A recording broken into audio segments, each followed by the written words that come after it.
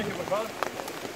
Al árbol de los deseos, tú siempre, majestuoso, imponente, que te cuenten inconvenientes, te caes y te levantas.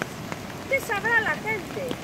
Tu presencia, tu sombra, hacen del camino un marco genuino. El decorado perfecto, verde color de fondo, el sendero, el río, tú, el árbol.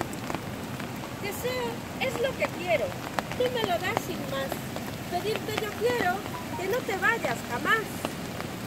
El agua te rodea y te habla, bebes de ella y coges aliento, pero tú, con la suerte como aliada, observas todo con tu gran mirada. Eres grande, muy grande, mágico y bondadoso.